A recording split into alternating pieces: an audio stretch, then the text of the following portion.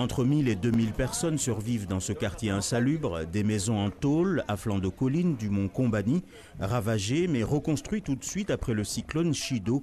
Nous sommes allés à la rencontre des pompiers de l'urgence internationale. Ils étaient au quartier Chajou à Mirereni, au centre de l'île, là où la population migrante manque de tout.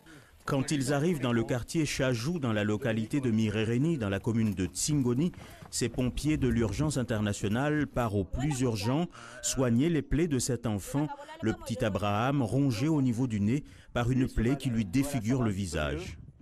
On l'a trouvé, il avait le nez complètement abîmé, alors ou par une tôle ou je ne sais quoi. Donc on l'a traité pendant 2 jours, tu vois. Et là ça va beaucoup mieux, quoique aujourd'hui vous lui avez mis la pommade. Entre 1000 et 2000 personnes survivent dans ce quartier insalubre, des maisons en tôle à flanc de colline du mont Combani, ravagées mais reconstruites tout de suite après le cyclone Chido. Cette jeune maman désemparée reçoit cette tente offerte par Acted, installée par les secouristes du PUI. On ne dort pas bien là-bas. Mais avec le tente c'est bon, même s'il n'y a pas de matelas, mais on mettrait là avec des draps, après on a dormi. Abandonné par le père de ses enfants sur ce terrain prêté par un privé, l'un de ses garçons est au plus mal. C'est les poumons qu'il faut lui dégager, d'accord? Oui, parce que c'est sûr qu'il était peut-être enrhumé, c'est descendu sur ses poumons, maintenant il a les poumons qui sont affectés. Il respire pas bien.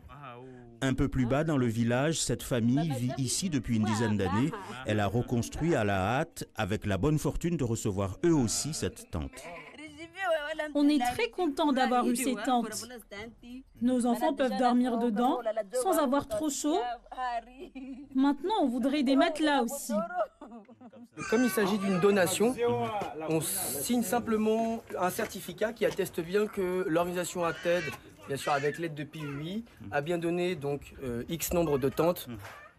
Des abris de fortune qui prolongent le provisoire en attendant de trouver un relogement.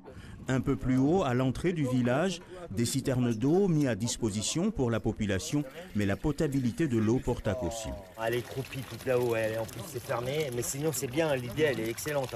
Mais elle reste trop longtemps, il faudrait que ça soit changé tous les jours. Une eau filtrée et potable que le jeune Ayash, 11 ans, est très soulagé de pouvoir apporter à sa mère, habitant un peu plus haut dans ce quartier insalubre.